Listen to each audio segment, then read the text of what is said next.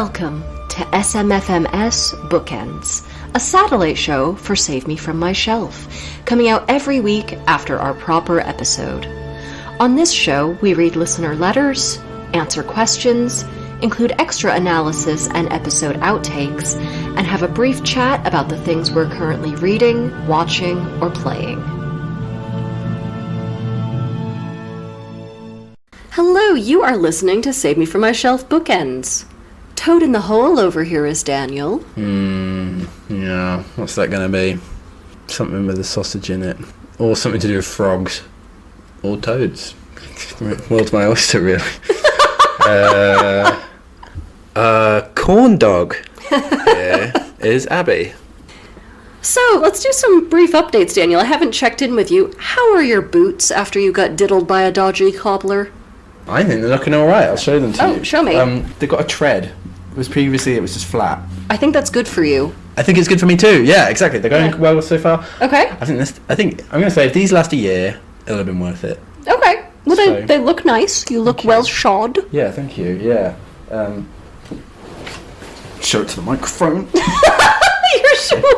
You just did a gymnastics move. You know how, like, when girls lift their leg up and, like, put it around their neck or whatever? Daniel almost did that, and I did not know you were so, like, wiry. Limber. But you lifted your leg up like that, like, and showed it to the microphone. You might hear it. Who knows? Okay. Should have done before and after shots, really. I should have shown my old soul to the... You've got an old soul. Well, yeah. So we also have to catch up on New Year's Day, because I said in the end of year wrap-up that I text you every New Year's Day to find out if you're crying and which musician from the big BBC concert has made you cry. How was your New Year's Day? Did you cry? Was it Strauss? I didn't cry. That concert, they do it in Vienna, it's always a lot of Strauss. It's terrible music. You don't like a waltz? No, I don't like that music at all. But why do you do this to yourself? It's become a ritual now, but normally I'm hungover, so it's like, what else are you going to do? I wasn't hungover this time. So I just put myself through the magic. Anyway. Yeah, it's a bit schmaltzy. A lot of dignitaries in the crowd. Yep, there would be. So did you learn how to waltz? Have you picked that up? I'm more of a polka kind of guy. Do you actually know how to... Okay. Just saying that. How was your evil Christmas? Dark Christmas. It was delightful, and I got a new dressing gown. It's very beautiful, and I'm very happy with it. Oh, wow. Good. So, I didn't know if you had... Are you the sort of person who tallies up how many books you read in 2023? How many episodes Save Me From Myself were there? I think we had, what, 19? 18 or 19? About 19, 18 books, I'd say. Okay. No, I'm joking. I just didn't know if this was a good year for books for you, bad year. Not really sure, to be honest. Do you keep a tally? Yes. Right. Come on, you know how anal retentive I am. I was going to say. I also keep a list of all the movies I've seen. I should do, really. I'd like to do that, but... It's a year in review of, oh god, it was only 2 months ago I watched that. That felt, I used to read so little that I would just remember everything I read, but I read a lot more now, so... That's good. Well, no, because I keep forgetting what it is I've read. People are interested in Marxist theory. I read a very good summation, which I thought pretty much nailed the various conflicts currently going on, called I can't remember what it's called now. Mute Compulsion by Soren Moe, I don't know, he's Danish. So.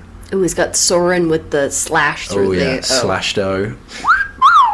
Yeah, so I enjoyed that. Yeah, what about you?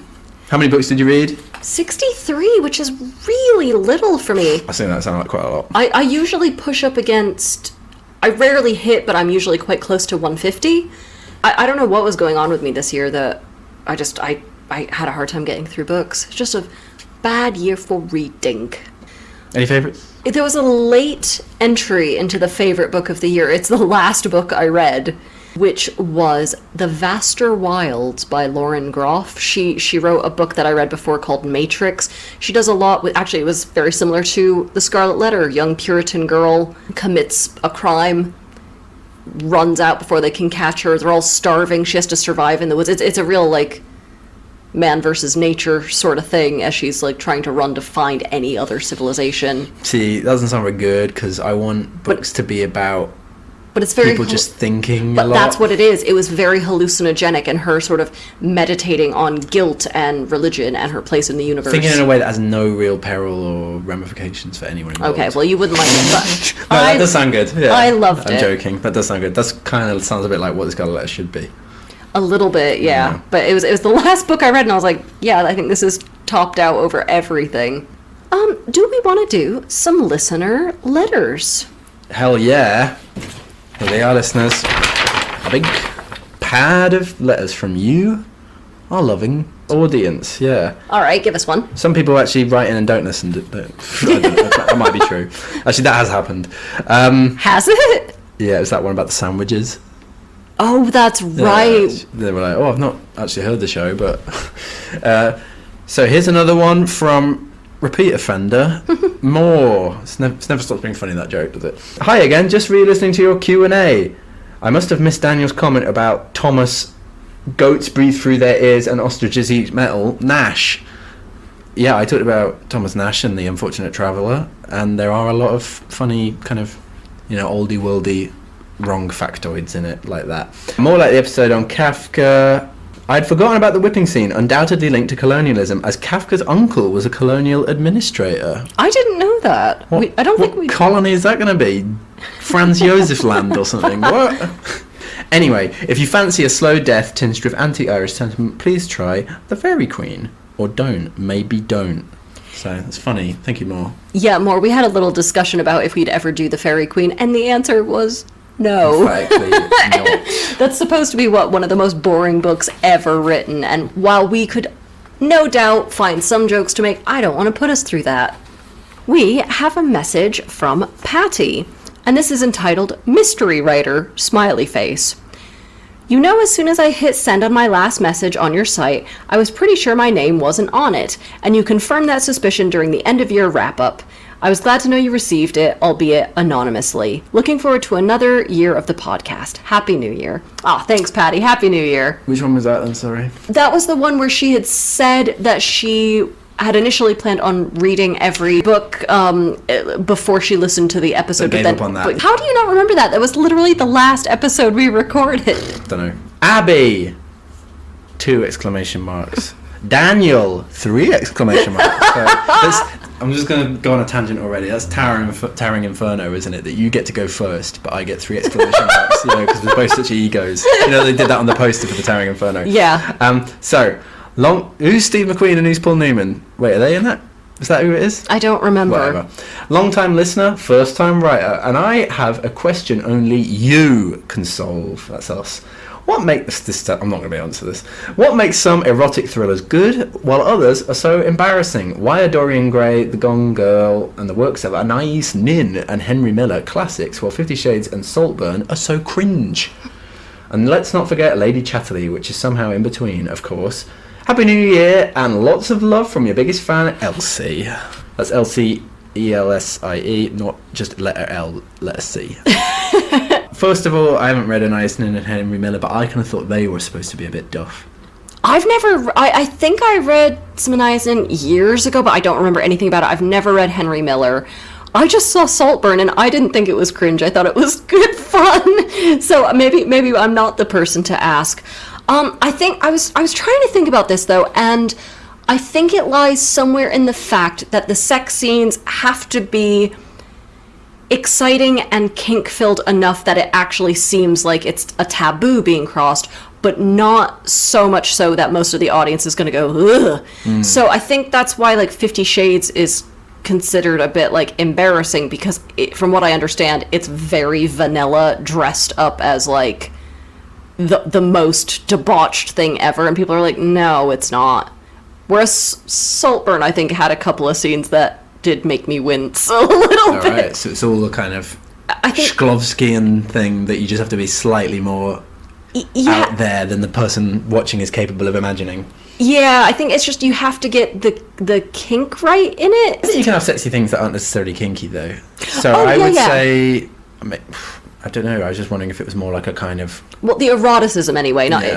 But there has to be something that seems to be a bit more than we've seen before, something a bit new and exciting.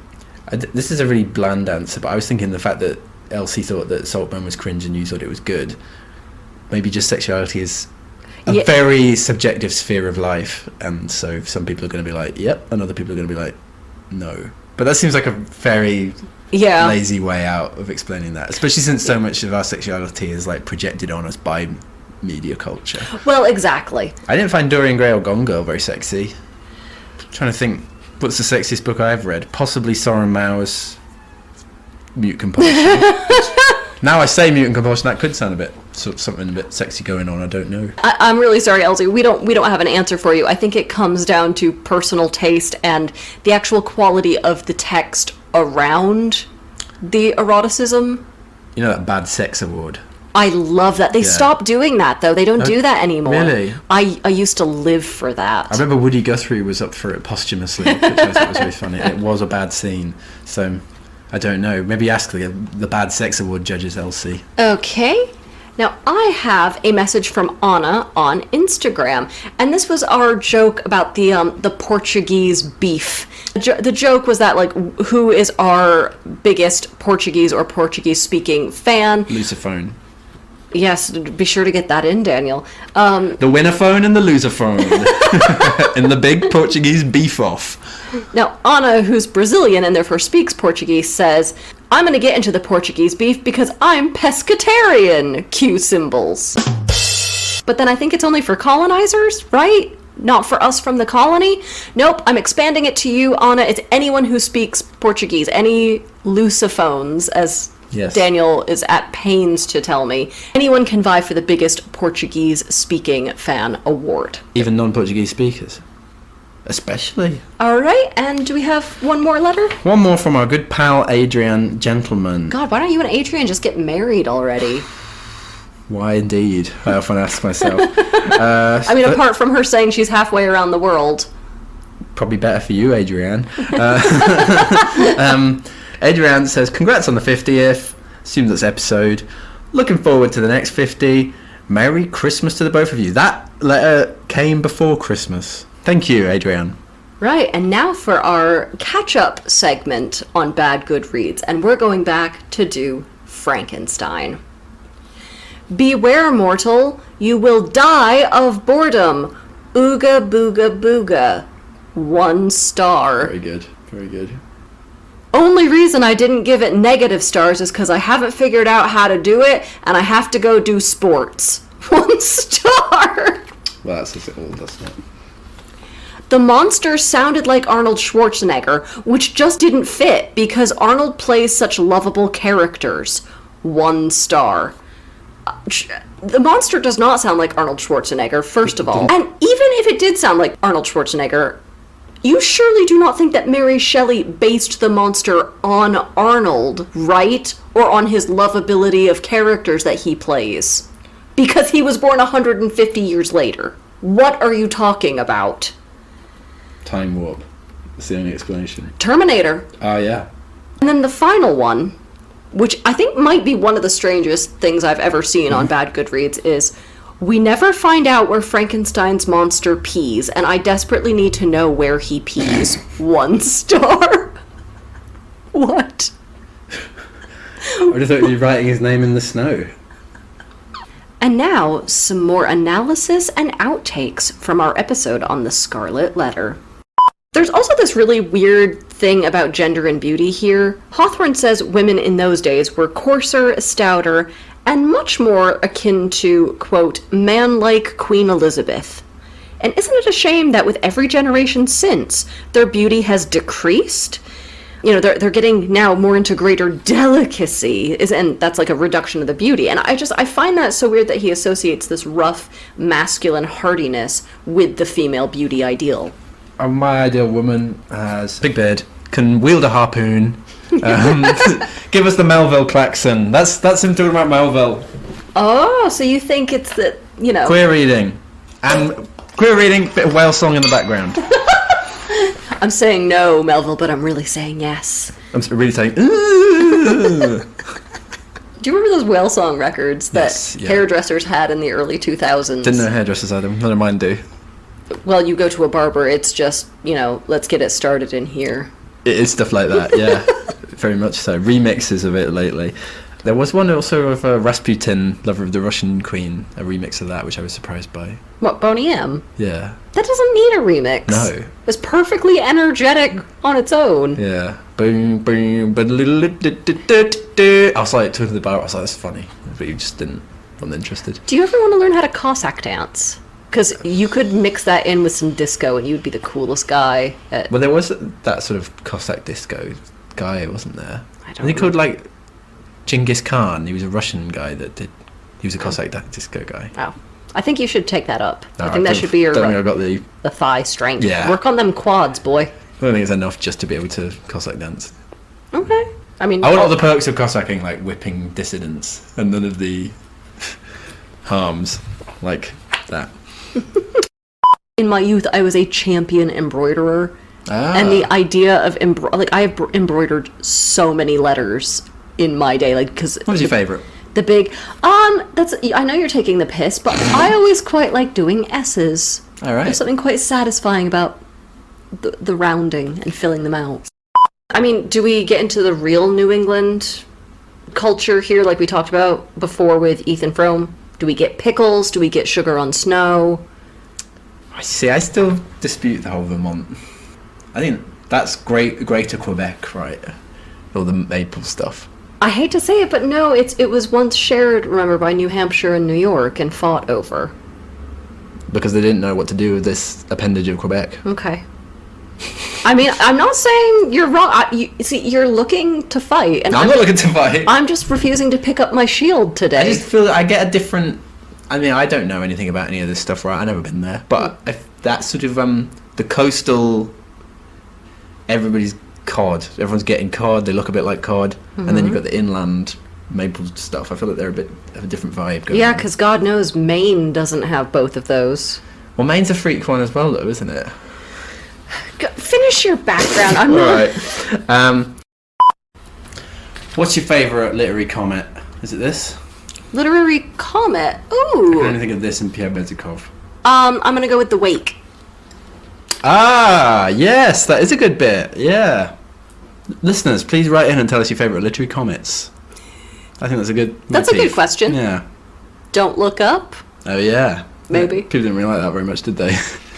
No. I thought it was alright. I thought it was alright. Like, fine. it's not the greatest film. I don't have any desire to watch it again, but I was perfectly happy to watch it. Yeah. Bit of a downer at the end. Yeah, he's got a real gift of the gab. Reverend Dimsdale practically speaks in Garamond. Your favourite typeface. That is my favorite typeface. Listeners, write in what's your favourite typeface or font, if you will. But write in only in Garamond, please. Please. It's not mine. Let's put it that way. It's fine for a cafe or something, but Daniel and I have had Yeah. How long did we fight about that? Was it something akin to, what, 2 or 3 months? it was for students as well, wasn't it? Yeah, we fought about serif versus sans serif, and I guess I had a lot of time in those days. The 1990s Scarlet Letter version got a lot of crap for being like a more sort of erotic, thrillery, actiony thing, but they actually at least put the work into making it seem like these people had really good chemistry. Yeah, I was thinking that about adaptations because I don't think I've seen any adaptations. But there's that high school one as well, isn't there? Easy A or something. And I was just thinking, That's actually a really good adaptation. I'm sure it is, but you'd have to change it completely to make a film of this. Really, this is just the bare bones of a film. Yes, because you couldn't but they do. You couldn't do all of the mithering that the book does, because film doesn't lend itself to that really. It's much more about her interacting in a social sphere and a lot less It's psychological. Yeah. Or psychological in the literal sense, where it's like to do with the soul. That's always such a beloved trope of mine, where it's like, we're going to take this classic work of literature, we're going to set it in high school, it's going to follow the bare-bone plot, but they're studying the book in school. Very good. You know, I always really, there's something quite charming about that to me. It's so obvious, it's so stupid. All right, Daniel, because I don't know how long this episode's going to be, I have some much more general questions for you. Do you have any books that we've covered on this show that you think would make a good stage musical? Is there a musical of the Canterbury Tales? I don't know, but that'd be a lot of songs. Well, you wouldn't have to do it all, but I don't know, I think that would be quite fun to have at least the general prologue. I could see that, actually. Depends on the kind of musical, doesn't it? I don't want something like Stephen Sondheim, Gulliver's Travels. No. I mean, I've got nothing against Stephen Sondheim, but it sounds a bit too clever for my liking. I'm more of a kind of Andrew Lloyd Webber kind of guy, you know. Are you just now? Just a basic bitch. Go on, then what about you? I was thinking that both Beowulf and Paradise Lost have a great potential for a rock opera. Yeah. I'm wondering about 1984. You could have a Newspeak song. That'd be kind of funny, wouldn't it? Didn't David Bowie do a concept album for 1984? Didn't he start to write a music? Didn't he write a musical of 1984? Oh, God, that guy. Right. Right. Should we move on then? Daniel, what are you currently reading, watching, playing? I'm reading Adorno's Lectures on Dialectics. It hurts my heart talking to you sometimes. I was also reading... Oh, sorry, it's always just all on the same thing. China Mieville's sort of novelized history of the Russian Revolution. Okay. Which I thought was confusing. There's so many parties and they're all running around in different rooms of some palace and all kind of setting up rival power groups. I'm just like, what? But I was like, I need to know more about the Russian Revolution. What about you? What are you reading? I just finished today Notes on an Execution by Danya Kukovka. So that is a really interesting take on the male serial killer crime genre. So it's definitely a thriller, but it makes a point of not focusing on him, and instead it focuses on all the women in his life. Yes. So his sister-in-law, his niece, his mother, his foster sister, the detective who catches him. It's largely from their perspectives, and we can see the effects he has. But whenever it shows him, the thing I really liked about it was whenever it cuts to him, he thinks about his brilliance and his big treaty and his big philosophical thesis, and everyone else around him was like, yeah, he was kind of really average. Yeah, it's kind of... And it's really funny because, like, his big ideas are very basic, regurgitated. Like, what if there are alternate, like, universes where people make... And you're just like, it's a bit basic. Ooh, that sounds like it would upset me. I really like it, though, that it undercuts the myth of... Oh, yeah. That's a bit like that book about the women that got killed. This is a history book, isn't it? But that recent book about the women that got killed by Jack the Ripper. Is it the Five? Yeah, I can't remember how many something were. Like There's that. a number, isn't it? Yeah. But just that idea of, in political terms, that idea of shifting the focus away from the subject. Well, there was that Jack the Ripper museum that sprung up a couple of years ago in London. I know there are many of them around, but there was the big one, and I think it was Dr. Fern Riddell went to it, and she's like, I'm going to document this. She's like, I don't feel good about it because it's already focused. It's like the Jack the Ripper museum. It's already focusing on him and his mystique.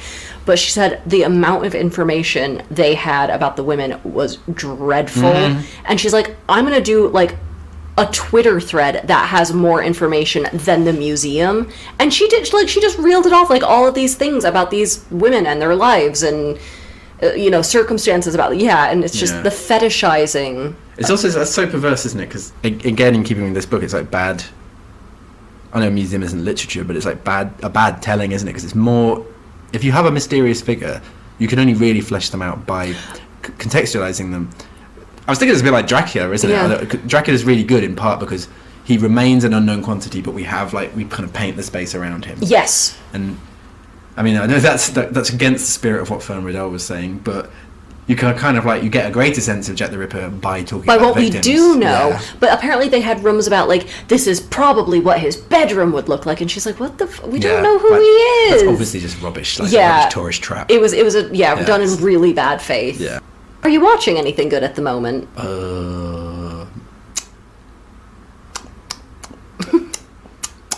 Were you watching an udder lower from the sky? What was that?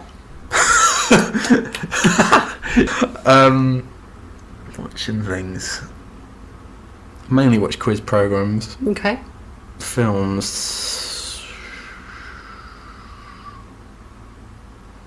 Chicken Run, Dawn of the Nugget, of course. You were punching that time card. Yeah.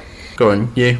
I wanted to update my New Year's Eve tradition where yes. I watch a film from 100 years ago for the upcoming year. So this year I watched a film from 1924, and I watched The Thief of Baghdad with Douglas Fairbanks in it. It also had Anna May Wong in it, and this is only my second Anna May Wong movie. I thought you meant like manga. Anna-May. Okay. No. For those who don't know Anna-May Wong, she was the first Chinese-American, like, silent film superstar. Yes. And she's fabulous. And she plays the sort of course, duplicitous Mongol servant of the princess, who sells her out. Anna-May Wong, she definitely stole the film from the girl who was playing the princess, but I think this was her first big role. But yeah, it was great. Douglas Fairbanks, it was almost like a ballet. Like, he's amazing to watch. Like, every move, he looks like he's about to break into dance. His physicality was so incredible. What about games? Have you finished Red Dead Redemption 2? Yeah. Did you cry? No. I was a bit sad because I knew what the plot of the original one is. Are you going to play the original now? Or maybe, I don't know. Maybe not. Maybe like in a year or something. But I was going to carry on doing all the extra quests, but so far I haven't. There's a transcendentalist guy in there, isn't there? A kind of parody of Emerson. Could I ask what your final verdict was then on Red Dead 2? Because when I used to bring it in and play it a couple of years back, you would eat your lunch and watch me play it, which I always thought was very like sweet, that you'd be like, can I watch? And I'm like, sure. It's obviously really good, yeah. But your big verdict was, I don't want to play that. It has too much of that dreadful plot. I hate plot. Yeah. The plot was actually what kept me going, I think. The plot, the thing you loathe famously on this show, is the thing that got you through it? Yeah, it's won me round. It's a good day for me. It's a good day for gamers everywhere. It's a good day for America. What about you? I just wrapped up playing Pentiment, which is a short little game, but it's utterly fascinating. It's, you're a scribe in 1512 at a monastery, but you're not part of the monastery. You're sort of a journeyman scribe. And it's a murder mystery game over the course of 20 years where these mysterious deaths keep happening. And there's no right answer. So you have to sort of, and there is like a time limit, like you can only investigate so many avenues, so you have to be really savvy about like who I'm having lunch with this day and who I decide to tail, and then you just have to make your best guess. But they said they deliberately made it so like there's reasonable doubt and reasonable suspicion for all of them, but it changes the gameplay as you go on. But it's great because you see like, the pagan people before then, and then, we've built up Roman ruins around that. But that's collapsed, and now we've built up the medieval period around that, and that's collapsed. And now, we still have this monastery, but we're moving towards the printing press a lot more, and we don't need and so it's a great like palimpsestic game where things are built on top of things. That's clever, yeah. All right, then. Well, we will be sort of tweaking the format of this show, adding things, changing things as we sort of figure it out as we go. But yeah, thank you guys, and we will happily take any suggestions you have on board if there's stuff you'd like us to do or talk about in the Bookends episode. Right, do you have anything else, Daniel? I can put the sole on my boot up again. I'll just do that now. No, I don't want to see There it is. Just tap the microphone with my boot. Please get a picture of that. No, it's the magic. It's got to be about the magic. Just listen up, I really did it. I just didn't know you were that flexible. It's not that hard. Thanks for listening to Save Me From My Shelf. Our music is The Overture to Don Giovanni by Mozart, and cover art is by Catherine Wu. Our thanks to Aston University's Centre for Critical Inquiry into Society and Culture for funding the startup of this podcast. Contact us at savemefrommyshelf@gmail.com or at SMFMS_podcast on Twitter. And do not, I'm going to remind you, do not forget to rate, review, and subscribe. Do not forget. Thank you.